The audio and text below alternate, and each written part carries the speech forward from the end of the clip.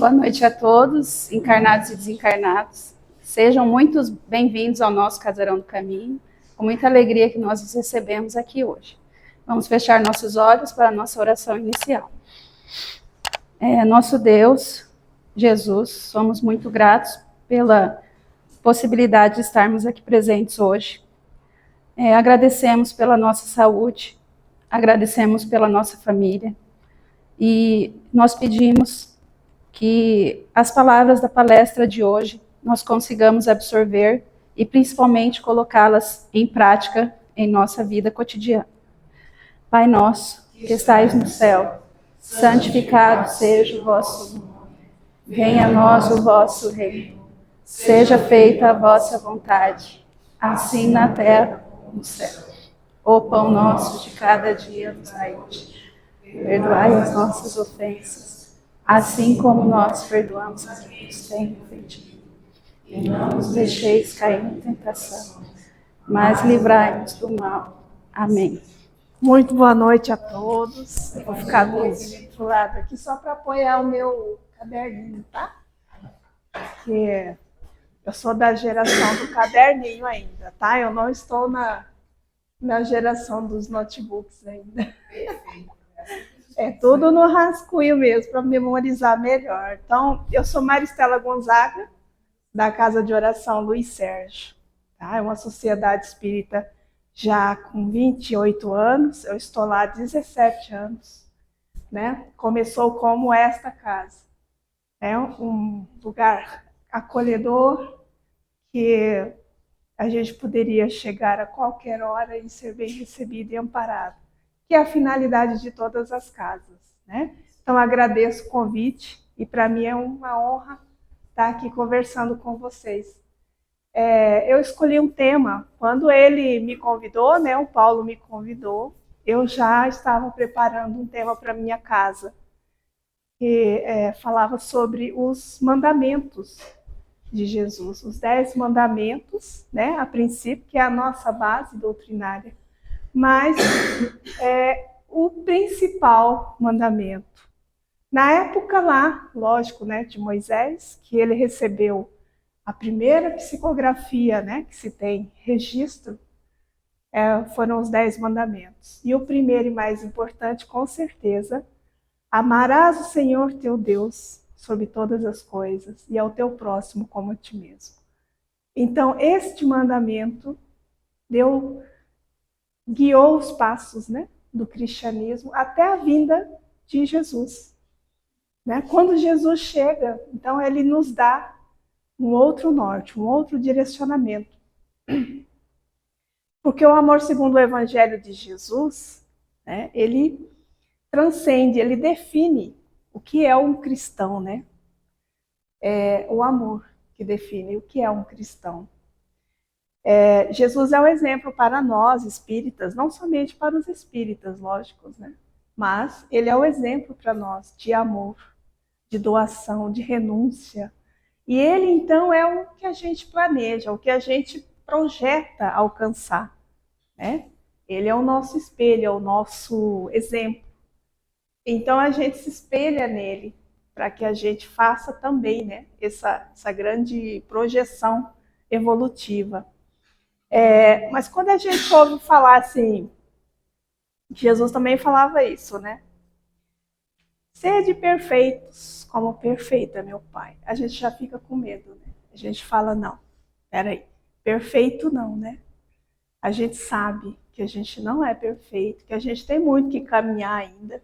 Então a gente já pensa, eu não vou dar conta não, né? Primeira coisa que a gente pensa quando a gente ouve essa palavra, sede perfeito, como é perfeito Deus, né? O vosso Deus.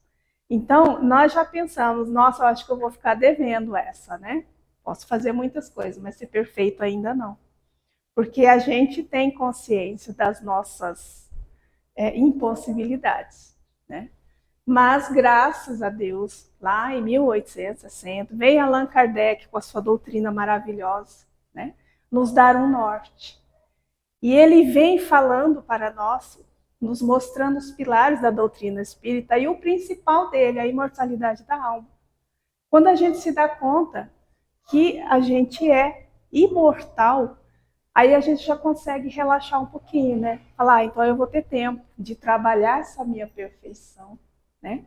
De trabalhar as coisas que eu tenho que aprimorar no meu espírito como criatura humana, né? Então a gente já tem consciência, a partir da doutrina espírita a gente já começa a perceber que nós sim temos condições de ser perfeitos, que este é o nosso grande objetivo, né? A nossa finalidade, sermos criaturas melhores, sempre, né? Cada vez mais. Então a gente tem ciência hoje da nossa condição, dessa nossa imperfeição, das nossas limitações. Nós sabemos que é um processo longo, né? Nós estamos na escala evolutiva há muito tempo, trabalhando nisso. A gente sabe que é um processo longo. Mas agora a gente, com a doutrina espírita, a gente sabe que é possível, né? Essa caminhada. O grande desafio é a gente não perder tempo. Porque a doutrina espírita, né, ela vai nos mostrando o caminho. Mas a gente não pode perder tempo. A gente precisa caminhar. A gente precisa sempre buscar, cada dia. Porque todos os dias, no momento que você acorda e coloca os pés no chão, você já está recebendo essa oportunidade. Na maneira como você lida com a sua rotina, a maneira como você se senta à mesa para tomar o seu café com a sua família, o bom dia que você dá para os seus parentes, né, para os seus amigos, a maneira como você lida no trabalho, quando você chega, tudo isso são oportunidades que a gente tem de fazer sempre melhor. Hoje eu posso fazer melhor do que eu fiz ontem, né? Então a gente está sempre buscando esse aperfeiçoamento. E isso é que é bonito na doutrina espírita, porque a gente tem consciência, né? Então, a gente não desperdiçar a oportunidade é muito importante. Não deixar de amar ao próximo, né? Como Deus nos deu lá o mandamento, né? Quando Ele nos deu lá o nosso livrinho, aquela nossa cartilha, né? Para a gente chegar até aqui, Ele nos deu esse mandamento de amar ao próximo. Jesus veio, então, só fazer esse compilado, né? Então, não deixar de amar o próximo é uma das nossas tarefas. Não é fácil, porque o nosso próximo, muitas vezes, é o nosso inimigo, né? É aquela pessoa que nos faz mal ou nos fez mal, aquela pessoa com quem a gente não tem facilidade de lidar no dia a dia. Quem não tem, né? Pessoas assim, às vezes no trabalho, às vezes dentro de casa. Porque a nossa casa, a nossa família é a grande escola para que a gente comece a exercitar tudo isso, né? A gente costuma dizer que a grande escola da vida, né, é a família. É lá que a gente vai conseguir trabalhar tudo isso que a gente tem que trabalhar, a começar pelas diferenças. Quem é mais próximo do que o meu pai, o meu irmão, a minha mãe, meus filhos, né? E muitas vezes são esses com quem a gente não consegue lidar. É com eles que nós temos dificuldades, por eles razões, né? Não é o tema de hoje, mas a família, ela muitas vezes ela é o grande desafio para a nossa escala evolutiva, para a nossa caminhada, né? Então, no trabalho, a gente também tem que lidar com situações difíceis, de pessoas difíceis, né? A gente precisa, às vezes até na casa espírita, a gente chega num ambiente espírita, você se incorpora ao grupo, né? Você vem trabalhar, quando você chega, você tenta se harmonizar. E muitas vezes, dentro da casa espírita mesmo, você também tem desarmonia com algumas pessoas, né? Você também tem divergências de opiniões. Pelo menos na minha casa, né, que eu estou lá há 17 anos, não é fácil você permanecer com o objetivo de se doar, de fazer o bem e de ignorar muitas coisas que te fazem mal, né? Coisas com as quais você não concorda, só que não está nas nossas mãos mudar. É isso que a gente tem que ter consciência, né? Então, há uma passagem lá em Moisés, em Levíticos, onde fala sobre a lei de amor. Não procurem vingança, nem guardem rancor contra alguém do seu povo. Isso lá na época de Moisés. Então, quando ele diz o seu povo, ele está querendo dizer o quê? A sua família, a a sua tribo, a sua igreja, né? A sua comunidade.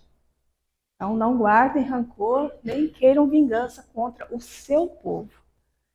Só que aí vem Jesus, no final da sua passagem já aqui, né? No finalzinho já do seu apostolado, ele vem, reúne os seus discípulos, né, para falar sobre uma nova lei, um novo mandamento, que nada mais é do que o complemento do primeiro mandamento de Moisés.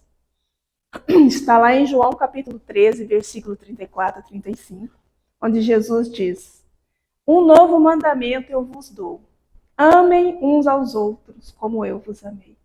Com isso, todos saberão que vocês são meus discípulos, através do amor. Né? Por muito se amarem. Então, Jesus amplia esse conceito de amor ao próximo. Ele fala aqui do amor mais paternal, o amor acolhedor, o amor que acolhe as divergências também. Né? E a maneira como eu lido com as pessoas à minha volta é que mostra quem eu sou verdadeiramente, se eu estou sendo verdadeiramente seguidor deste homem. Então a gente precisa começar, né, fazer essa reflexão. Quem é o meu próximo realmente? Então, Jesus fala do amor paternal, o amor que acolhe, que agrega, né, que perdoa, que releva. Independentemente se ele é ou não da minha tribo, da minha igreja, da minha comunidade, do meu time de futebol, do meu partido político, né? Então a gente tem que refletir sobre isso. O meu próximo está em tudo isso, em todos esses movimentos que vocês veem aí hoje. Muitos movimentos sociais, ditos sociais, são separatistas, né? Mas a gente tem que analisar e olhar essas pessoas como nossos irmãos, e que também necessitam, né, do nosso perdão muitas vezes. E muitas vezes será necessário essa troca de perdão. Né? Então, Jesus lança um grande desafio para a humanidade: amar as diferenças. Nós temos que aprender a amar. Não é somente você, eu aceito, eu respeito as diferenças, né? Eu respeito a escolha, né, de gênero de um ou outro. Não basta você aceitar. Você tem que amá-lo, independente dele ser ou não quem ele é. A gente tem que amar sem querer mudar as pessoas. Quando eu tento mudar uma pessoa para simplesmente satisfazer o meu ego, eu já abri mão do amor ao próximo. Então Jesus, ele sabe das nossas limitações, né?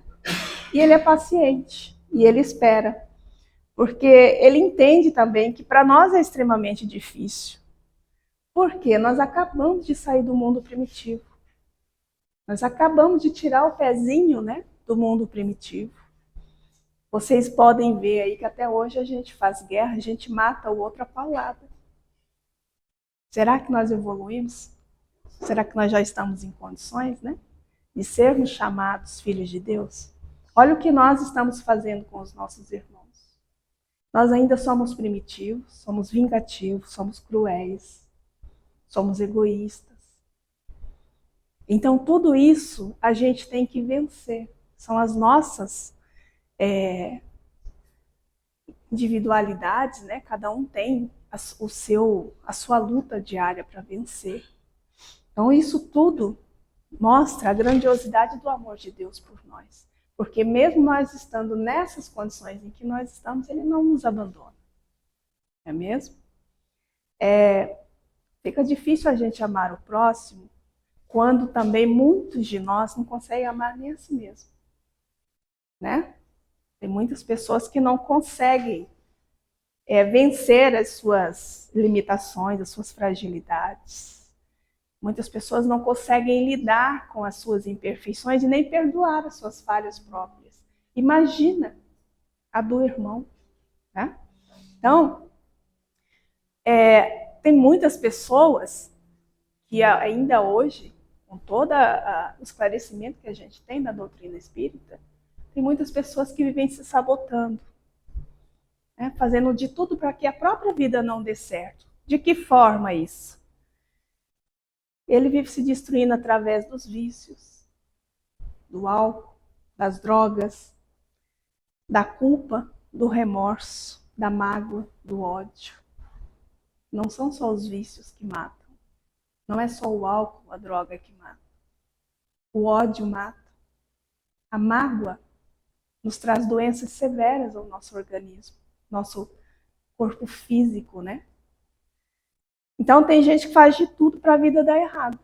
Ela não precisa nem de obsessor para fazer as coisas darem errado para ela. Ela mesma consegue se obsediar, se tratar mal, né? Então, o primeiro e mais eficiente mandamento do Cristo é amar a si mesmo primeiro. Se eu tenho que amar o próximo como a mim mesmo, então eu tenho que começar onde? Em casa, né? Aqui. É o meu templo. Onde eu recebo esse homem aqui. Se a minha casa não estiver limpa, ele não entra. Não é assim? Então eu preciso aprender a cuidar do meu espírito, a me amar mesmo, sabendo das minhas limitações e das minhas imperfeições, né? Acreditar no meu potencial transformador. Eu sou capaz, sim, de fazer diferente. E acreditar, né, que Deus, ele te ama com todas as suas imperfeições. Porque ele sabe que você está aprendendo, né? Que nós estamos aqui em aprendizagem, em treinamento. Como eu costumo dizer, plano espiritual a gente faz o cursinho, né? Mas a prova a gente faz aqui, na matéria. Então, ele te criou para ser grande. Ele te criou para ser próspero. Jesus falou sobre isso de uma maneira bem lúdica, lá nas parábolas do filho pródigo. Eu gosto muito dessa parábola, porque ela mostra para a gente a grandeza do amor de Deus. Aquele filho pródigo, né, que está lá na parábola, depois de ter feito tudo errado, né, depois de ele ter saído da casa do pai, ele volta daquele jeito, destruído, desconstruído, né? Depois que ele pegou a sua herança, saiu, gastou tudo. Passou por tudo que ele passou. Ele estava numa situação de fracasso pessoal. E eu acho que muitos de nós, às vezes, a gente tem esse sentimento conosco, não é? Quando você tenta tudo para viver a sua vida bem, de repente você tem uma reviravolta e você se vê fracassado, destruído, humilhado. E é assim que ele volta para a casa do pai, né? Mas a compaixão desse pai, ela é muito grande. E serve de exemplo para a gente. Para que esse filho chegasse até a casa do pai, ele precisaria passar na vila, por meio da aldeia, entre as pessoas que todos eram servos, né, do seu pai. Ele precisava passar por ali. Certamente ele seria humilhado. Certamente ririam dele. Ele estava sujo, magro, maltrapilho. Bem diferente daquele homem que saiu, né, com tanta arrogância, que era o filho do dono das terras. Então, a maneira como ele volta, o pai sabia que ele seria humilhado nessa passagem. O que ele faz? Ele vai encontrá-lo. Ele vai de encontro ao filho. Ele não deixa que o filho passe por essa experiência da humilhação, né? Porque ele sabe a situação que o filho se encontra. Tendo perdido tudo, magro, maltrapilho, né? Ele volta para a casa do pai. Porque ele sabe que o pai vai acolhê-lo, né? O pai, sabendo disso, avista-o ao longe, sai correndo em direção ao seu filho. Essa passagem é de uma profunda beleza, porque mostra a infinita misericórdia de Deus para com os seus filhos pródigos, que somos nós. Ele sabe as nossas falhas, ele sabe as nossas miserabilidades, as nossas imperfeições. O pai, Ele sabe até o pensamento dos filhos. Quem é pai, quem é mãe aqui sabe disso. A gente conhece o filho pelo olhar. A gente sabe o que ele está pensando pela maneira como ele fala. Não é assim? E por que com Deus seria diferente? Não é mesmo? Então, como no Salmo de Davi, mesmo que falte em mim palavras, conheces o meu pensamento. E tal ciência é tão grandiosa que eu não alcanço de tão alta. Então, Deus sabe tudo o que acontece conosco. Aquele pai corre entre os servos para abraçar o seu filho, para que ele não precisasse passar pelo processo de humilhação, e ele o abraça. Ele o abraça para que esse filho não se ajoelhe, para que ele não se sinta ainda mais humilhado. Então o pai o abraça. Sabem por quê o pai não permite que ele se ajoelhe e se humilhe? Porque o alvo de Deus não são os nossos equívocos.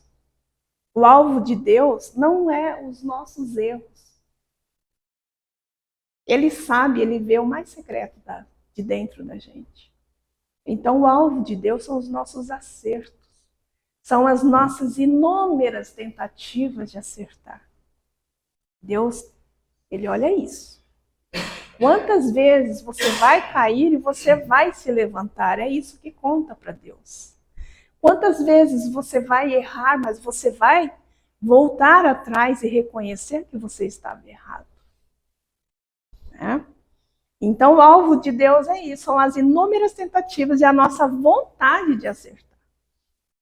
Se a gente tiver força de vontade de fazer diferente, de mudar, é isso que conta para o nosso Pai. Crescer, prosperar.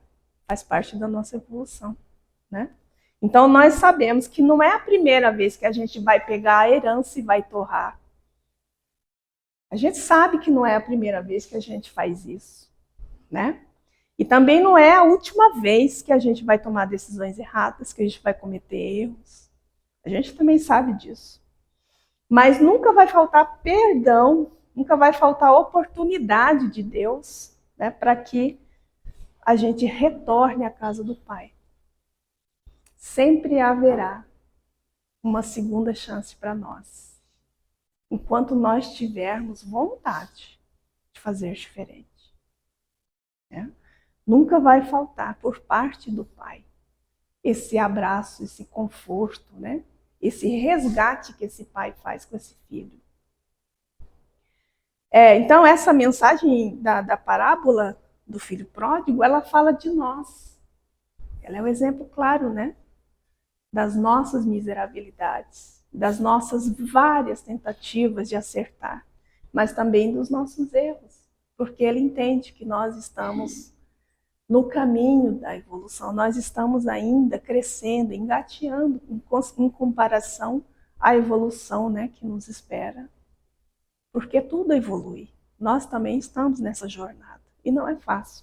E se Deus, que é perfeito, bom, não é? Ele é absoluto. Ele consegue amar a mim, sabendo das minhas imperfeições, todas essas imperfeições que eu carrego.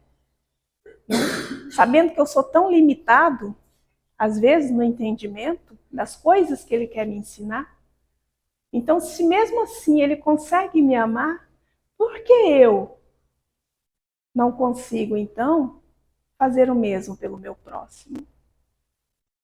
Por que eu não consigo ter esse olhar paternal com aqueles meus irmãos que também erram comigo? Né? Quem sou eu, então, para não perdoar os filhos pródigos do meu pai, que nessa jornada são os meus irmãos?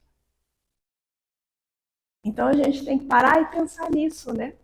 Se eu exijo, se eu peço tanto, se eu espero tanto esse perdão, ser agraciado como filho, por que eu não posso fazer isso também pelos meus irmãos, não é? Amar as pessoas como elas são e não como eu gostaria que elas fossem.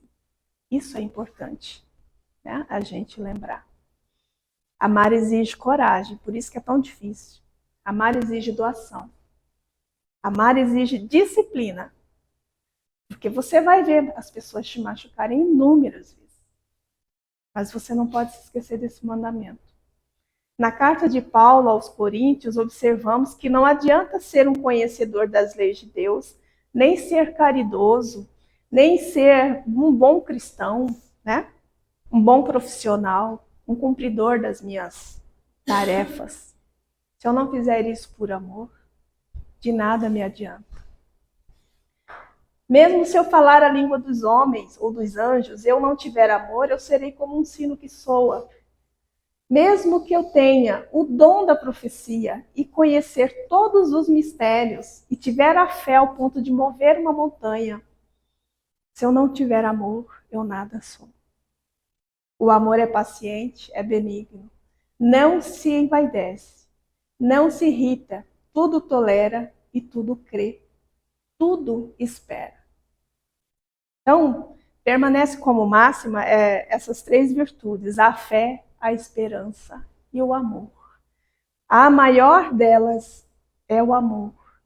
Sem o amor, eu nada seria. Então, o que Paulo quer me dizer com isso?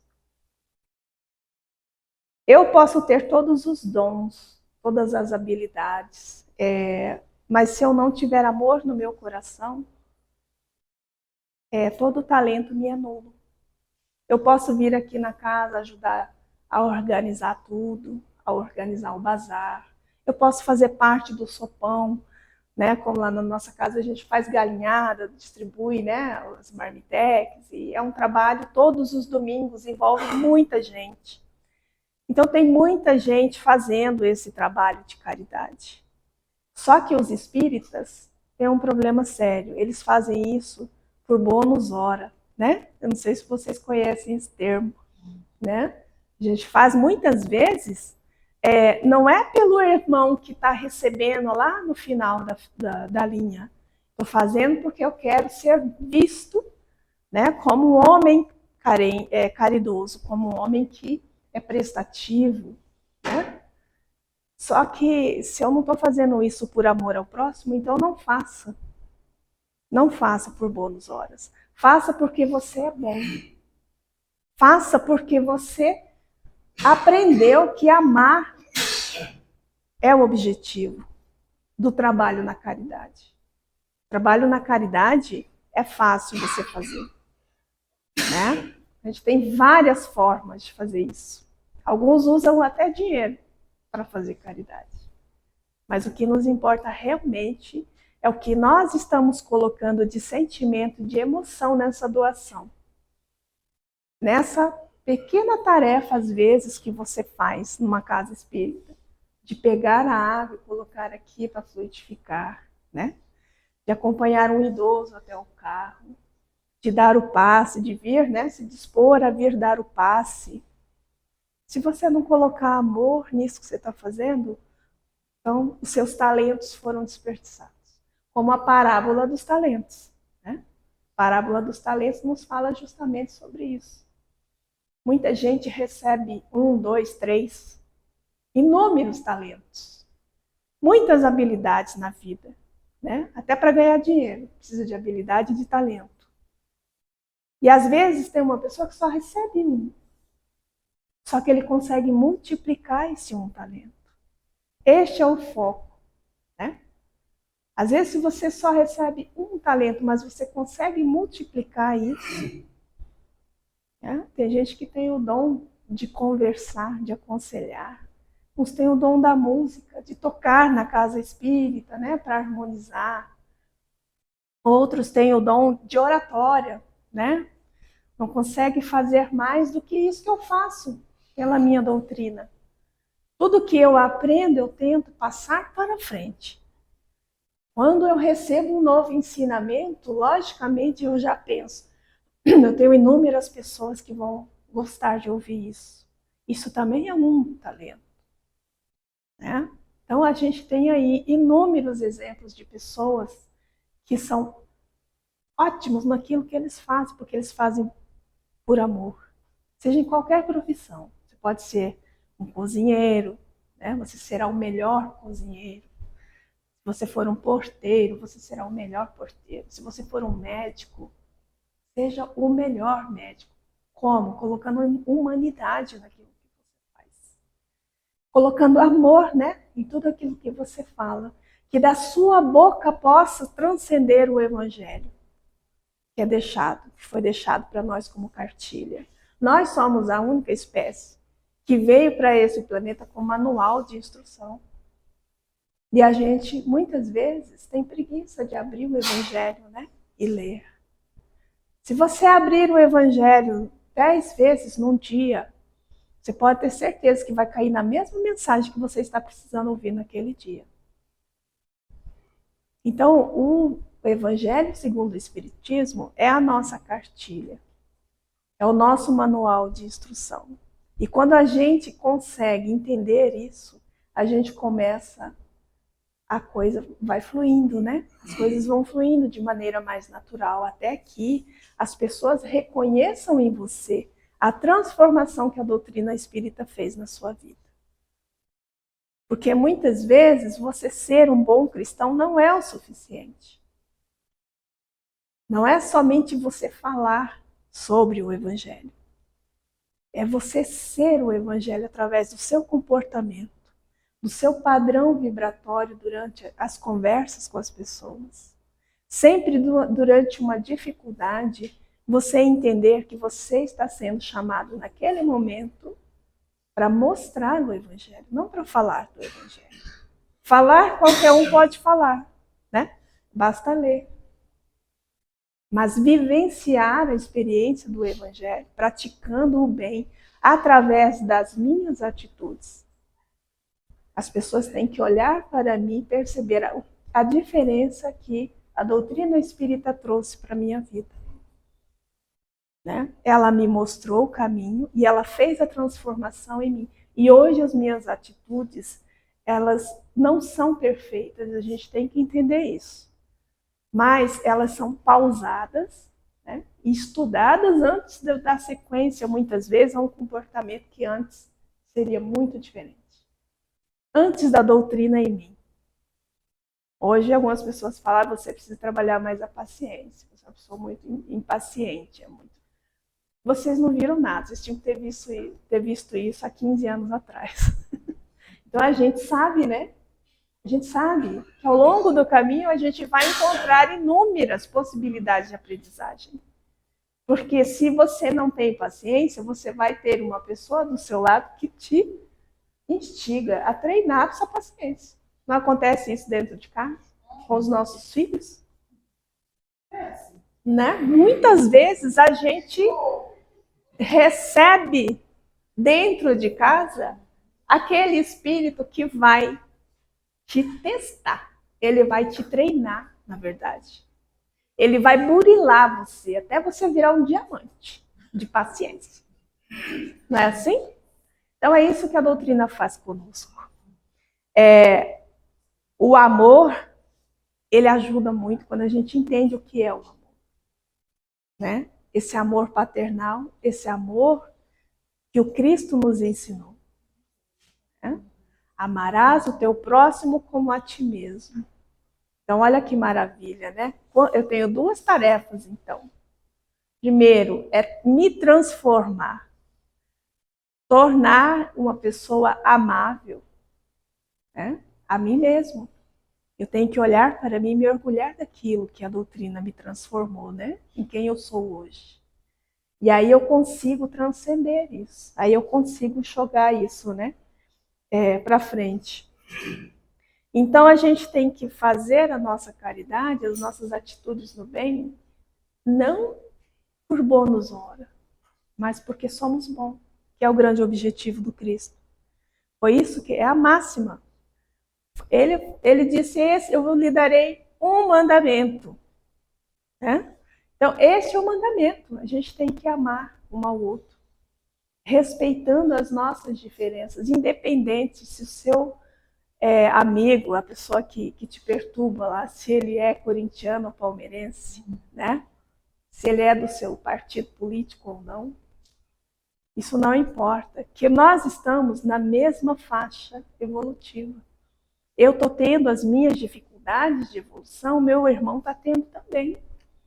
Se nós estamos todos aqui encarnados, nós estamos na mesma situação. Todos comendo o mesmo arrozinho com feijão, né? A gente está na mesma sintonia. E não adianta eu querer acelerar o passo e evoluir sozinho para chegar logo no plano espiritual vitorioso, né? Venci todas as minhas mazelas. Mas aí, e aí?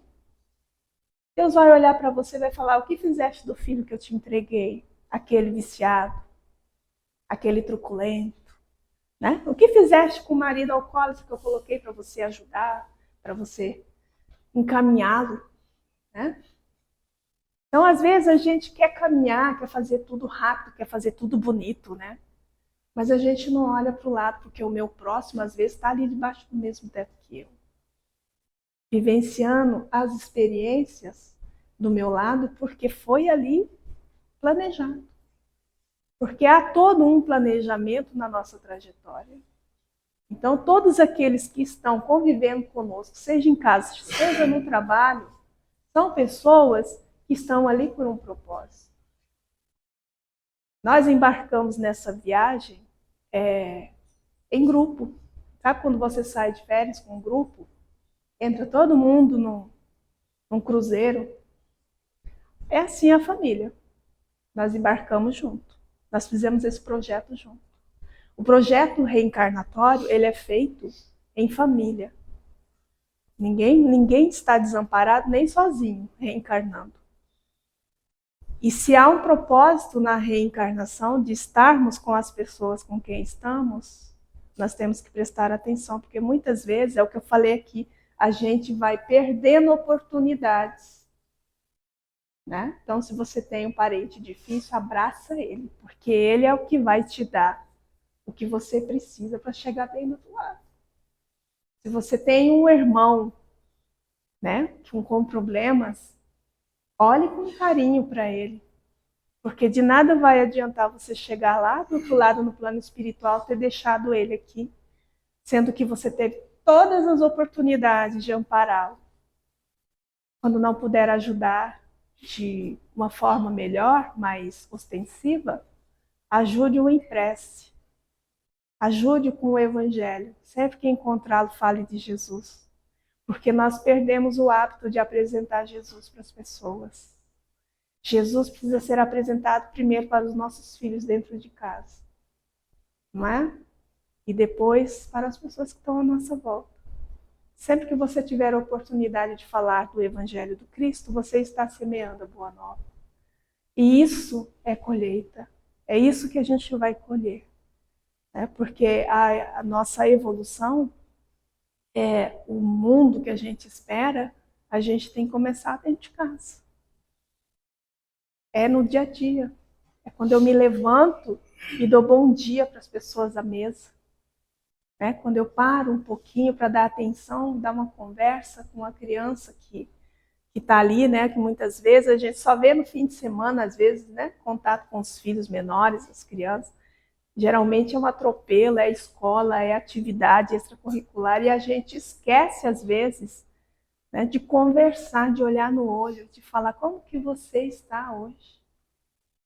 A gente perdeu esse hábito, porque a gente vive numa correria achando que a evolução do homem é material, é o bem-estar, é o trabalhar dobrado para ter a melhor casa, o melhor carro, para no final do ano eu tirar umas férias com os meus filhos. Será que até o final do ano eu vou estar com meus filhos?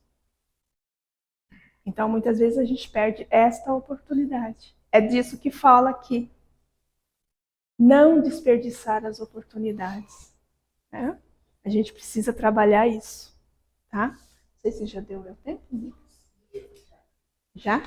Pois é, eu falo demais, viu, gente? Eu tenho esse problema. Tá, mas assim, a mensagem é essa: não desistam do amor de Deus. Não desistam do amor ao próximo. Porque essa é a nossa tarefa aqui. Se a gente quer evoluir como criatura humana, a gente tem que levar o máximo de pessoas conosco. Se a gente quer transcender, chegar ao mundo ditoso, como dizem, né? A gente precisa carregar o máximo de pessoas conosco. porque ninguém vai chegar lá sozinho. Espero ter ajudado. Então, quero convidá-los também, se puderem, eventualmente, conhecerem a Casa de Oração Luiz Sérgio. Ela fica no Coronel Antonino, na Avenida Castelo Branco, número 1012. É uma casa que funciona segunda, às terças, quintas e sábados ao público, tá? E a gente tem várias atividades lá na casa. Tenho certeza que vocês também vão gostar. E agradeço a oportunidade. Então, a gente precisa fazer essa tarefa, né? De amar ao próximo. Amar a Deus sobre todas as coisas e ao próximo. Não esquecendo, né? Quem são os nossos próximos? Nossos próximos são aqueles que estão ali, no nosso dia a dia. Quando eu conseguir fazer isso dentro de casa, eu posso transcender. Aí eu posso sair para fora e praticar a caridade com o peito aberto, falando, eu consegui.